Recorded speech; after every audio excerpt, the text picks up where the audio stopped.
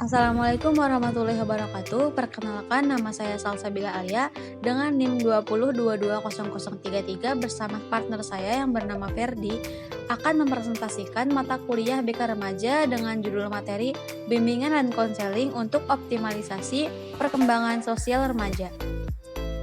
Perkembangan sosial atau emosional remaja adalah suatu perubahan progresif organisme remaja yang telah mengalami masa pubertas, mulai berpikir tentang sekitar atau sekelilingnya atau dengan konteks sosial dan mengekspresikan emosinya baik dalam tingkah laku ataupun tidak.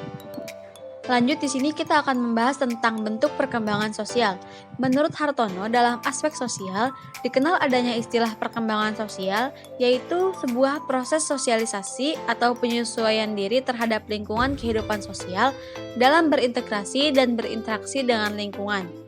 Proses ini sangat bergantung pada faktor intelektual dan emosional. Adapun dari aspek moral, dikenal istilah perkembangan moral, yaitu sebuah proses untuk memperoleh kemampuan membedakan antara perbuatan yang benar dan perbuatan yang salah, atau bisa disebut dengan kendali dalam bertingkah laku berdasarkan nilai-nilai dan norma-norma yang berlaku dalam kehidupannya. Yang pertama ada perkembangan sosial dan moral, yaitu proses perkembangan mental yang berhubungan dengan perubahan-perubahan cara anak berkomunikasi dengan orang lain. Yang kedua yaitu pentingnya perkembangan sosial dan moral dalam pendidikan agar anak dapat diterima sebagai anggota masyarakat. Yang ketiga yaitu perkembangan sosial dan moral menurut Piaget dan Cohort ditentukan oleh kematangan kapasitas kognitifnya, dan perkembangan sosial dan moral menurut teori belajar terjadi melalui peniruan dan contoh. Dan yang terakhir yaitu proses belajar mengajar yang harus dilalui oleh siswa untuk mengembangkan watak dan pengetahuan siswa agar menjadi sempurna dipengaruhi oleh beberapa faktor, salah satunya yaitu faktor eksternal. Poin selanjutnya kita akan membahas tentang faktor perkembangan sosial. Perkembangan sosial manusia dipengaruhi oleh beberapa faktor, yaitu keluarga, kematangan anak, status ekonomi keluarga, tingkat pendidikan, terutama mental, dan kemampuan emosi dan inteligensinya. Faktor keluarga yaitu merupakan lingkungan pertama yang memberikan pengaruh terhadap berbagai aspek perkembangan anak, termasuk perkembangan sosialnya. Kondisi dan tata cara kehidupan keluarga merupakan lingkungan yang kondusif bagi sosialisasi anak. Proses pendidikan yang bertujuan mengembangkan kepribadian anak lebih banyak ditentukan oleh keluarga. Pola pergaulan dan bagaimana norma dalam menempatkan diri terhadap lingkungan yang luas yang ditetapkan dan diarahkan oleh keluarga. Lanjut yang kedua yaitu ada kematangan anak. Bersosialisasi memerlukan kematangan fisik dan psikis. Untuk mampu mempertimbangkan dalam proses sosial, memberi dan menerima pendapat orang lain, memerlukan kematangan intelektual dan emosional. Di samping itu, kemampuan berbahasa ikut pula menentukan.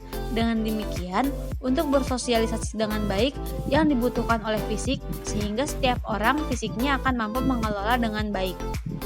Nah, yang ketiga yaitu ada status ekonomi keluarga. Kehidupan sosial banyak dipengaruhi oleh kondisi atau status kehidupan sosial keluarga dalam lingkungan masyarakat. Masyarakat akan memandang anak bukan sebagai anak yang independen. Secara tidak langsung dalam kehidupan pergaulan anak, masyarakat dan kelompoknya, dan perkiraan norma yang berlaku di dalam keluarganya. Dari pihak remaja sendiri, perilakunya akan banyak memperlihatkan kondisi normatif yang telah ditanamkan oleh keluarganya. Sehubungan dengan itu, dalam kehidupan sosial anak akan selalu menjaga status sosial dan ekonomi keluarganya. Dalam hal tersebut, maksud menjaga status sosial itu yaitu menempatkan dirinya dalam pergaulan sosial yang tidak tepat. Hal ini dapat berakibat lebih jauh, yaitu anak menjadi terisolasi dari kelompoknya. Akibat lain, mereka akan membentuk kelompok elit dengan normanya sendiri. Selanjutnya yaitu ada tingkat pendidikan. Pendidikan merupakan proses sosialisasi remaja yang terarah. Hakikat pendidikan sebagai proses pengoperasian ilmu yang normatif akan memberikan warna kehidupan sosial anak di masyarakat dan kehidupan mereka di masa yang akan datang. Pendidikan dalam arti luas harus diartikan bahwa perkembangan anak dipengaruhi oleh kehidupan masyarakat, keluarga, dan kelembagaannya. Nah, yang terakhir yaitu ada kapasitas mental, emosi, dan inteligensi. Kemampuan berpikir banyak mempengaruhi banyak hal, seperti kemampuan belajar, memecahkan masalah, dan berbahasa. Remaja yang berkemampuan intelektual tinggi akan berkemampuan berbahasa dengan baik. Oleh karena itu, berkemampuan intelektual, kemampuan bahasa, dan pengendalian emosi yang baik secara seimbang sangat menentukan keberhasilan dalam perkembangan sosial anak. Sikap saling pengertian dan kemampuan memahami orang lain merupakan modal utama dalam kehidupan sosial, dan hal ini akan dicapai oleh remaja yang berkemampuan intelektual tinggi. Poin selanjutnya kita akan membahas tentang dampak perkembangan sosial. Lingkungan sangat mempengaruhi respon dan pola perilaku remaja, seperti yang dinyatakan Bronfenbrenner bahwa aspek-aspek perkembangan sosial, diantaranya kemampuan berkomunikasi, berinteraksi, dapat menyelesaikan masalah. Remaja tergantung pada lingkungan, mulai dari lingkungan keluarga yang merupakan interaksi langsung dengan remaja. Perubahan sosial dan kebiasaan lingkungan setempat dapat mempengaruhi pola perilaku remaja tentang konflik atau kekerasan yang dialami secara langsung maupun tidak langsung. Konflik sosial juga dapat mempengaruhi perkembangan sosial remaja. Perkembangan sosial merupakan sebuah proses interaksi yang dibangun oleh seseorang dengan orang lain. Perkembangan sosial ini berupa jalinan interaksi anak remaja dengan orang lain, mulai dari orang tua, saudara, teman bermain, tetangga, hingga masyarakat secara luas. Poin terakhir pada materi ini kita akan membahas tentang strategi BK untuk masalah perkembangan. Nah, secara umum, tujuan dari layanan bimbingan konseling ini adalah untuk memfokuskan diri agar siswa mempertanggungjawabkan dalam rangka menemukan diri dan dapat berkembang secara optimal.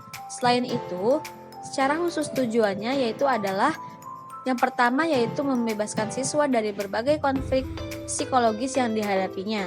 Yang kedua yaitu menumbuhkan kepercayaan pada diri siswa bahwa ia memiliki kemampuan untuk mengambil satu atau serangkaian keputusan yang terbaik bagi dirinya sendiri tanpa merugikan orang lain.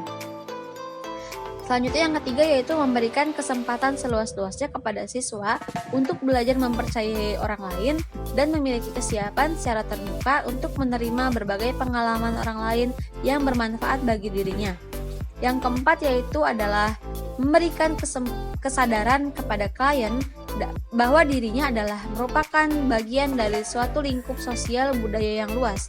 Walaupun demikian, ia tetap masih memiliki kekhasan atau keunikan tersendiri. Nah, yang terakhir yaitu menumbuhkan suatu keyakinan kepada siswa bahwa dirinya terus berkembang dan tumbuh secara proses of becoming. Baik teman-teman, cukup sekian presentasi yang dapat saya sampaikan. Kurang lebihnya mohon maaf.